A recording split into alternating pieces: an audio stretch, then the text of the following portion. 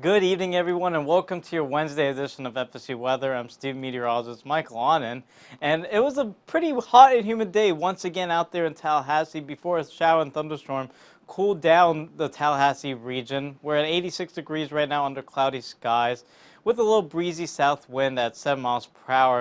And you can notice how we've had a lot of these showers and thunderstorms down towards the Nature Coast today, have a flood advisory down towards Gainesville because of that. And for Tallahassee, just one stray shower moving on the south side of town near Southwood, but now it's up towards moving into Valdosta as we speak, and a little bit more coverage out towards the South Georgia counties. Now, as we take a look at what's happening in the southeast, you can see that there's really high pressure that's about to dissipate, and we're going to really expect our typical sea breeze, shower, and thunderstorm activity for the next few days, and that's what our 3-day forecast shows. 40% chance of rain on Thursday and Friday, and a 30% chance on Saturday, with temperatures in the low to mid 90s. Now let's send off to Zach with the southeast. Thanks, Michael. The big story today in the southeast is going to be that heat. We're seeing 86 degrees here in Tallahassee, a little bit of cloudy skies. Brownsville at 95, San Antonio 96, so a lot of 90s around the area. And we are seeing some high dew points, so that means that our heat indexes are going to be feeling in those hundreds. Charleston sitting at a 79 dew point, probably the highest dew point on the map there. Tampa 77, Brownsville 77 as well. And here's our heat index as a result. Brownsville sitting at a feels like temperature of 110 degrees, absolutely brutal temperature it feels like out there. Tampa feeling triple digits as well, 100 degrees. New Orleans, another 100 degree feels like temperature on the map. And most of the areas feeling either in the hundreds or in the 90s. And for our wind speeds and directions, we do have this high pressure. It's starting to weaken off, so it may start to dissipate over the next several hours, but that's sort of controlling these winds. You can see that clockwise flow, and pretty much anywhere on the coast you have onshore flow. Brownsville seeing 22 mile per hour onshore flow. Houston, we're seeing 5 mile per hour sort of flowing there onshore as well. And then Tampa, 10 mile per hour flowing onshore as well. And our satellite showing that high pressure system here. We're seeing a little bit of storms over here and to the east of Tallahassee around the Gainesville area. Earlier around the Gainesville area, they did have a severe thunderstorm warning, so something to watch out for. You might see a few bolts of lightning in that area there. In the next 24 hours, we'll start to see these storms roll out. We might see a little bit around the Tampa region tonight around 10 p.m., and then those will begin to fade out. And then tonight into tomorrow, the skies will be clearing. For the most part, clear skies into tomorrow morning, and then the showers will be back in the afternoon. That typical summertime pattern with that heating in the afternoon. We'll start to see those showers pick up again through the afternoon tomorrow. And here's our rainfall for the next few days. So we can expect about a ½ inch over the next few days here in Tallahassee, but down more towards Miami, the Naples area, they could see anywhere up to 3 inches of rain over this next week. So that's going to be definitely a hot spot. And as we go north around Tennessee, we can expect to see a lot of rain there as well.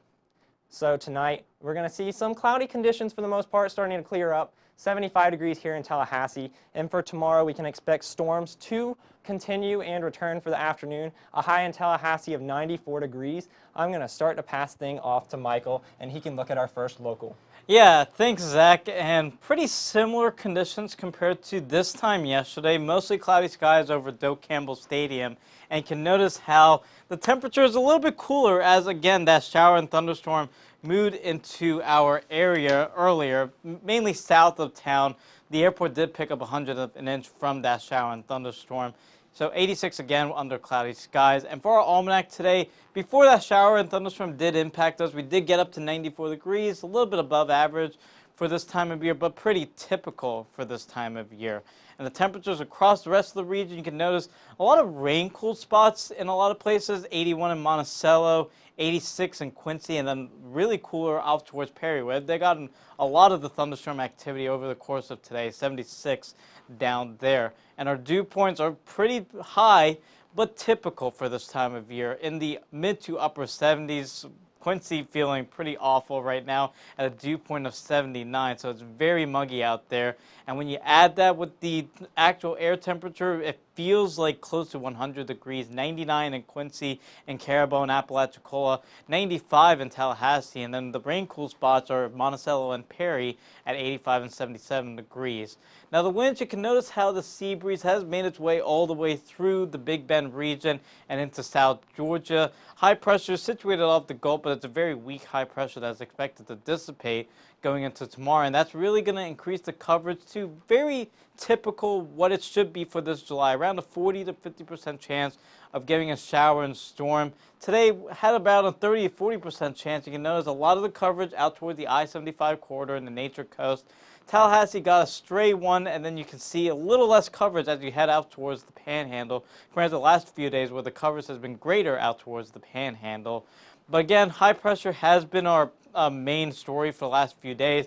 It's expected to dissipate, and that's really going to allow those coverage of showers and thunderstorms to increase somewhat. Again, not a washout, but a better chance of having that shower or thunderstorm in the afternoon, especially after 2 p.m. And so that's what our next 24 hours shows you. Mostly clear skies to start off your Thursday morning, and in the afternoon you start to see that sea breeze pop up and move towards the South Georgia counties with that coverage around the 40 to 50% chance in our region. So for tonight, temperatures in the mid-70s, 75 in Tallahassee, 74 in Quincy. Very muggy conditions out there. And then for tomorrow, pretty similar to what we had today, a little bit cooler than today, but only in mid-90s, so it kind of feels a little better. 96 in Bainbridge, 94 in Tallahassee. And your 7-day forecast shows you how we have that typical sea breeze, shower, and thunderstorm activity. Rain chances do drop somewhat as we go into next week. Temperatures in the low to mid-90s. So again, pretty typical for this time of year. Let's send off to Jake with a very hot national. Well, yeah, I'm back, and I was gone for 2 weeks in Italy, and when I got there, it was the tail end of the heat wave that Central Europe was seeing.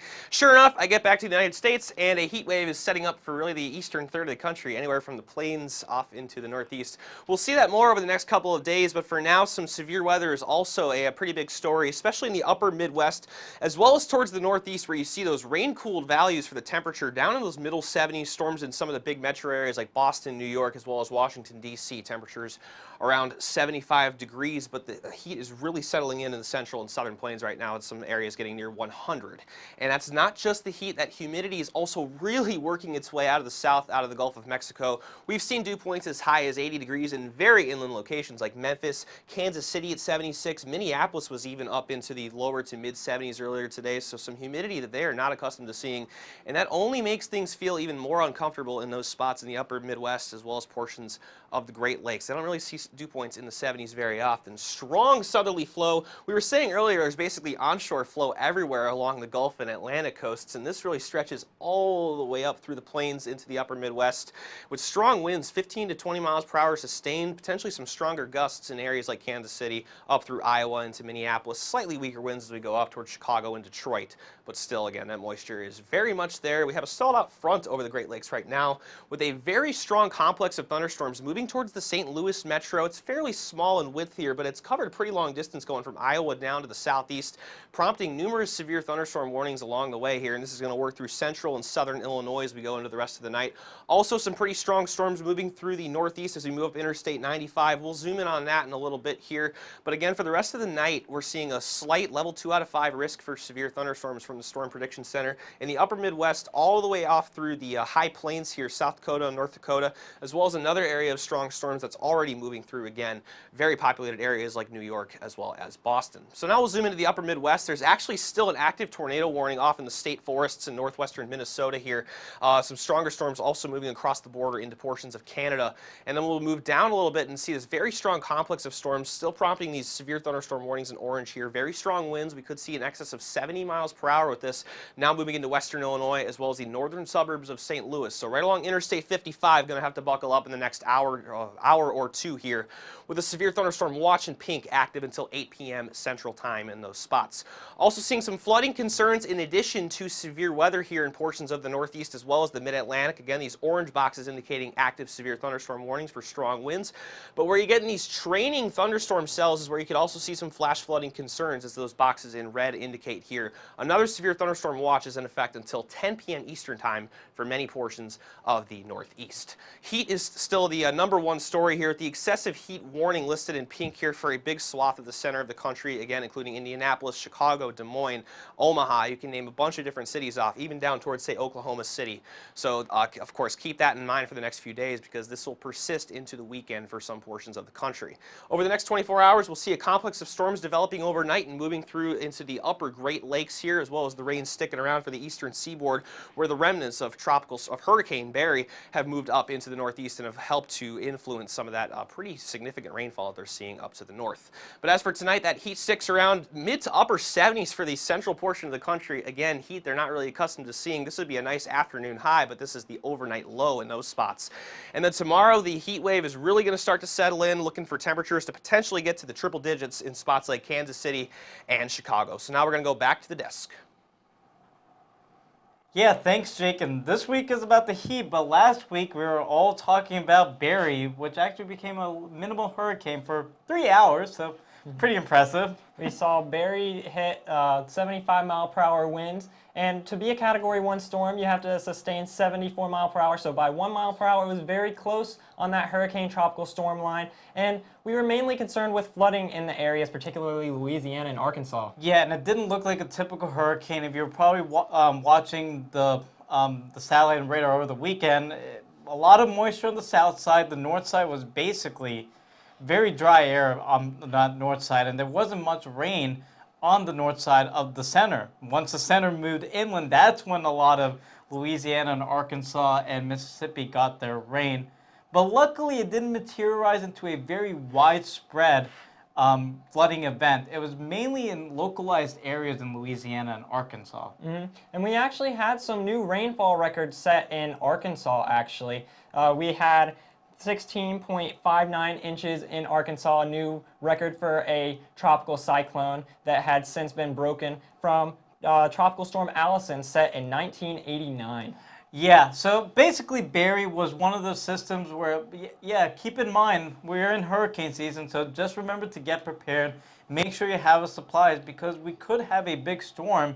Remember, the peak of hurricane season isn't until end of August and early September, so we still have a long ways to go in hurricane season. Now we're going to send it back to Jake with a look at our final local forecast.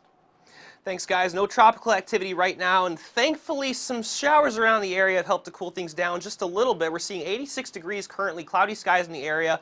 Winds out of the south at 7 miles per hour. Again, these storms have really developed off to our east as the day has gone along and eventually spread out. Some have triggered some new storms. We'll look at that in a bit more detail on the radar. It's always kind of fun to look at that as you go through the afternoon hours here in North Florida. But only 0.01 inches of rain. I know it's a whopping total at the airport out here. We've had some pretty good rain this month, which is very much needed for us in Tallahassee. Finally, an above average rainfall month. As you see, we're still over 10 inches of rain below our normal for the year so far through July 17th here in Tallahassee. Around the area, you're really seeing where the rain is falling, and that is, of course, well off to our south and east, where 76 degrees is our coolest location in the Big Bend region. At Perry, off to our south and west, some slightly higher temperatures. Apalachicola and Carabel sitting currently at 89 degrees, and of course that humidity is making things feel like closer to 100, but I am spoiling that because the dew points are, and the heat index is going to be the next couple of graphics here.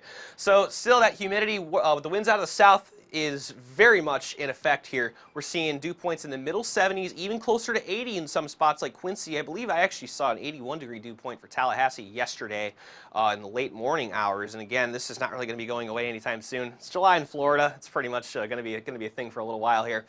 But this is where the rain is very helpful because it helps cool things down from these pretty brutal heat index values. We were seeing these well above 100 degrees in some spots yesterday as well as earlier today before these clouds and rain showers really started to develop and sort of expand outwards here. St. Mark's, Carabel, and Apalachicola, however, are still feeling like 99 degrees where we haven't really seen any of that rainfall. So if you're along US 98, not exactly an ideal day to be getting outside if you're not getting in the water at that time.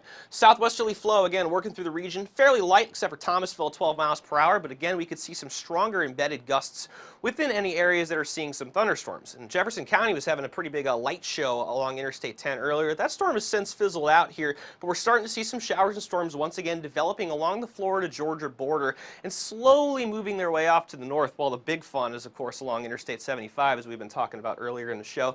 Again, these storms are slowly moving off towards the north, so Florida should be getting things calming down in the not-so-distant future here. Across the rest of the country, high high pressure is in effect, but that will be fizzling out here tonight. 74 degrees under partly cloudy skies. Planning out the day tomorrow, the heat sticks around, and again, scattered showers and storms in the afternoon are going to be a possibility. For the next 7 days, should be looking at pretty seasonal rainfall totals, as well as seasonal rain chances, with those high temperatures sticking in those lower to mid 90s, peaking at about 94 degrees over the weekend. Hopefully to see some more sun as we go into the early part of next week.